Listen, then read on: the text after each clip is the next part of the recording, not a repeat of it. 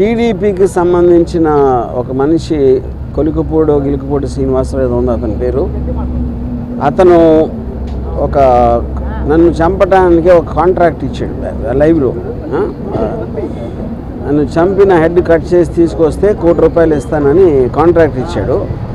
అది ఆ TV5 సాంబశివరావు నివారిస్తున్నట్టు నటిస్తానే 3 సార్లు తనతో రిపీట్ చేయించాడు.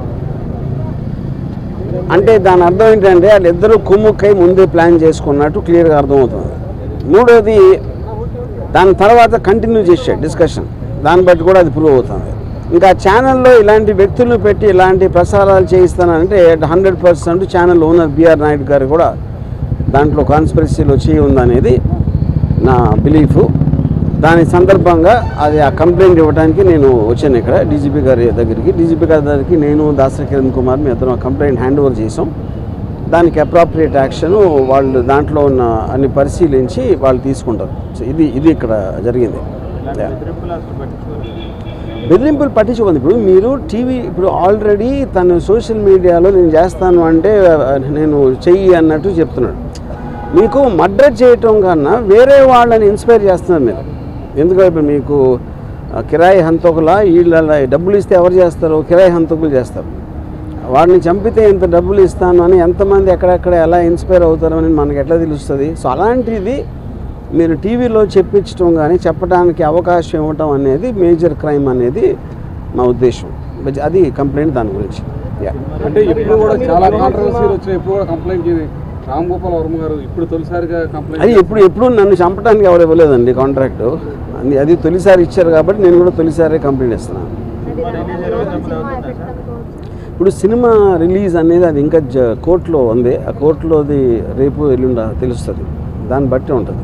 సబ్జుడీస్ కాబట్టి అది నేను చెప్పలేను.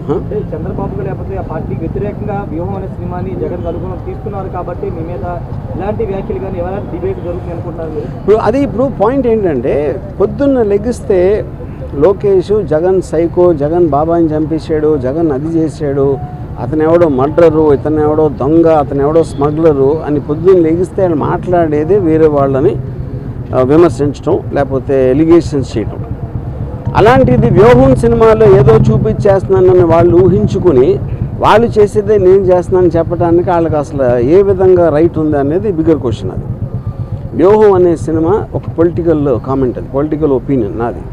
దేశంలో ప్రతి ఒక్కరికి ఉన్నట్టే మీరు తెల్లారు లేస్తే మీరు డిబేట్లో మాట్లాడచ్చు, న్యూస్ పేపర్లో రాయొచ్చు, లేకపోతే బుక్ రాయొచ్చు, న్యూస్ పేపర్లో కాలం చేయొచ్చు, ఒకళ్ళిద్దరితో మాట్లాడుకోవచ్చు, ట్వీట్ పెట్టచ్చు, అలాగే సినిమా తీయచ్చు. అన్నీ కూడా మాధ్యమాలు.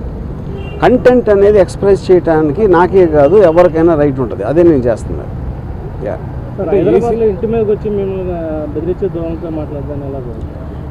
నేను అదే చెప్తున్నా. ఇప్పుడు వాళ్ళకి ప్యానిక్ అవుతున్నారా ఏంటా అనేది వాళ్ళకే తెలియాలి.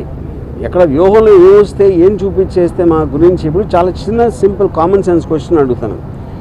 మీరేమీ తప్పు చేయనప్పుడు మీకు అసలు భయపడాల్సిన అవసరం ఏంటి? నేను ఏదన్నా ఉన్నది లేనట్టు చూపించేస్తే వాళ్ళందరూ ఎదవలా నమ్మటానికి ప్రజలు ఎవరన్నా ఏమన్నా అంటే నమ్మేస్తారా? ఎవరన్నా ఏం చూపిస్తే అది నమ్మేస్తారా? ఫైనల్గా మీకు చూపించిన దాంట్లో ఉందా లేదా ఏముంది అనేది వాళ్ళకి తెలియదు. ఎందుకంటే ఎవరు సినిమా చూడాల.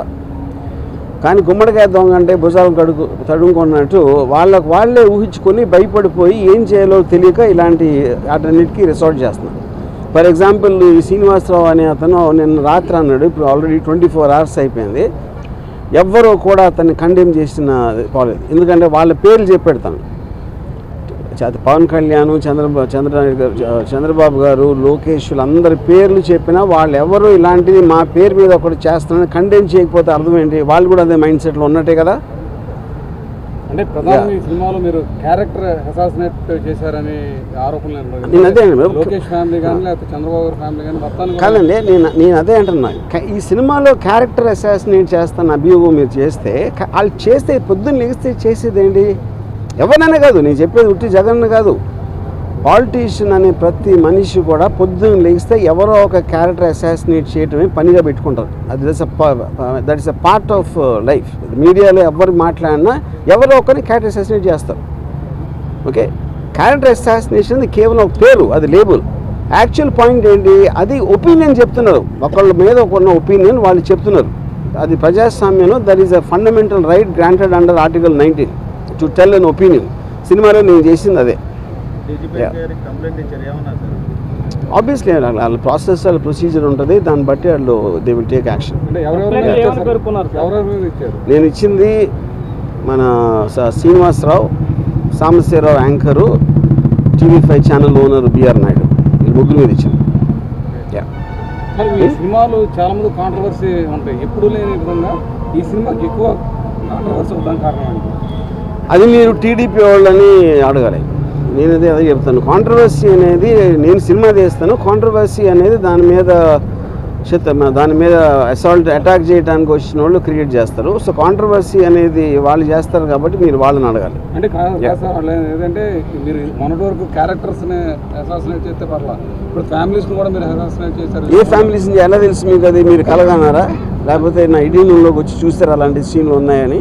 అంటే మీ ట్రైలర్లో కానీ వాటితో కానీ మొత్తం నేను అదే చెప్తున్నా, మీరు చెప్పండి ఏ ఫ్యామిలీలో ఎవరిని అసాసినేట్ చేస్తే చెప్పండి, ఒక ఎగ్జాంపుల్ చెప్పండి అంటే వాళ్ళు చెప్తున్న. నేను అదే అంటున్నాండి, వాళ్ళు చూసింది మీరు చూసింది ఒకటే కదా ట్రైలర్లో. నేను కొన్ని సపరేట్గా వాళ్ళకి పంపించలేదు కదా సినిమాని చూడటానికి. Yeah okay. ఈ రామోదోక క్రియేషన్స్ మీద కూడా నారా లోకేష్ కంప్లైంట్ చేశారు, దాని మీద మీరు లీగల్ రేపు మార్నింగ్